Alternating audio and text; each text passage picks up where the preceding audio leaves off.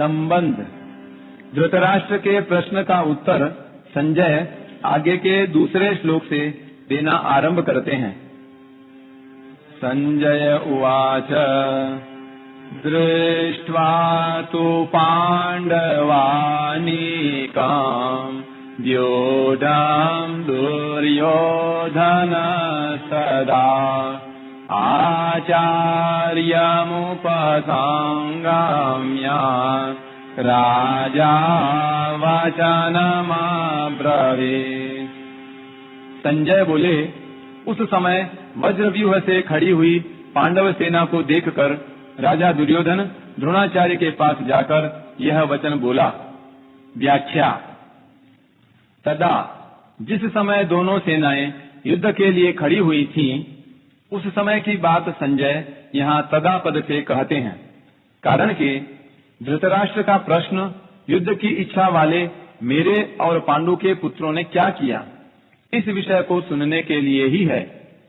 तू धृतराष्ट्र ने अपने और पांडु के पुत्रों के विषय में पूछा है, अतः संजय भी पहले धृतराष्ट्र के पुत्रों की बात बताने के लिए यहाँ तू पद का प्रयोग करते हैं। दृष्ट्वा पांडवानीकम व्यूढम। दृष्ट्वा पर टिप्पणी। इस अध्याय में 3 बार दृष्ट्वा देखकर पद का प्रयोग हुआ है।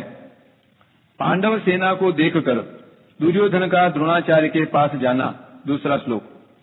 कौरव सेना को देखकर अर्जुन का धनुष को उठाना, 20वां श्लोक।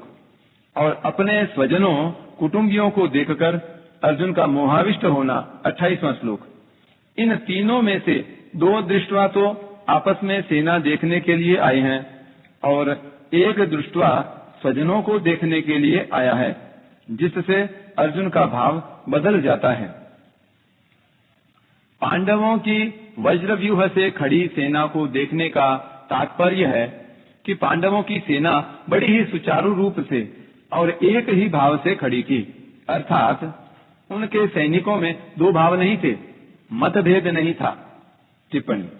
कौरव सेना में मतभेद था, क्योंकि दुर्योधन, दुशासन आदि तो युद्ध करना चाहते थे, पर भीष्म, द्रोण, विकर्ण आदि युद्ध नहीं करना चाहते थे। यह नियम है कि जहाँ आपस में मतभेद होता है, वहाँ तेज नहीं रहता, प्रभाव नहीं रहता। कांच कटोरो कुंभ पय मोती मिंत अवास ताल घाव तिरिया कटक फाटा करे विनाश।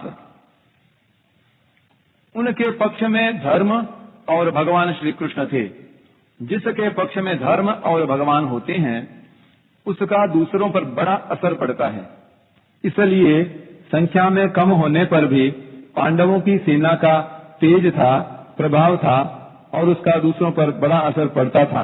अतः पांडव सेना का दुर्योधन पर भी बड़ा असर पड़ा, जिससे वह द्रोणाचार्य के पास जाकर नीति युक्त गंभीर वचन बोलता है। राजा दुर्योधन। दुर्योधन को राजा कहने का तात्पर्य है कि धृतराष्ट्र का सबसे अधिक अपनापन, मोह दुर्योधन में ही था। परंपरा की दृष्टि से भी युवराज दुर्योधन ही था। राज्य के सब कार्यों की देखभाल दुर्योधन ही करता था। धृतराष्ट्र तो नाम मात्र के राजा थे। युद्ध होने में भी मुख्य हेतु दुर्योधन ही था। इन सभी कारणों से संजय ने दुर्योधन के लिए राजा शब्द का प्रयोग किया है। आचार्य मुपसंगम्य। द्रोणाचार्य के पास जाने में मुख्यतः 3 कारण मालूम देते हैं। पहला, अपना स्वार्थ सिद्ध करने के लिए, अर्थात द्रोणाचार्य के भीतर पांडवों के प्रति द्वेष पैदा करके उनको अपने पक्ष में विशेषता से करने के लिए दुर्योधन द्रोणाचार्य के पास गया। दूसरा, व्यवहार में गुरु के नाते आदर देने के लिए भी द्रोणाचार्य के पास जाना उचित था। तीसरा, मुख्य व्यक्ति का सेना में यथास्थान खड़े रहना बहुत आवश्यक होता है, अन्यथा व्यवस्था बिगड़ जाती है।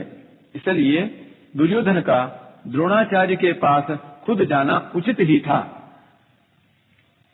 यहाँ शंका हो सकती है कि दुर्योधन को तो पितामह भीष्म के पास जाना चाहिए था, जो कि सेनापति थे, पर दुर्योधन गुरु द्रोणाचार्य के पास ही क्यों गया?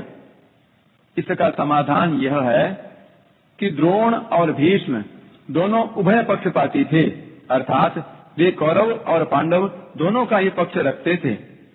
उन दोनों में भी द्रोणाचार्य को ज्यादा राजी करना था, क्योंकि द्रोणाचार्य के साथ दुर्योधन का गुरु के नाते तो स्नेह था, पर कुटुंब के नाते स्नेह नहीं था, और अर्जुन पर द्रोणाचार्य की विशेष कृपा थी। अतः उनको राजी करने के लिए दुर्योधन का उनके पास जाना ही उचित था। व्यवहार में भी यह देखा जाता है कि जिसके साथ स्नेह नहीं है, उससे अपना स्वार्थ सिद्ध करने के लिए मनुष्य उसको ज्यादा आदर देकर राजी करता है। दुर्योधन के मन में यह विश्वास था कि भीष्म जी तो हमारे दादाजी ही हैं, अतः उनके पास न जाऊं तो भी कोई बात नहीं है।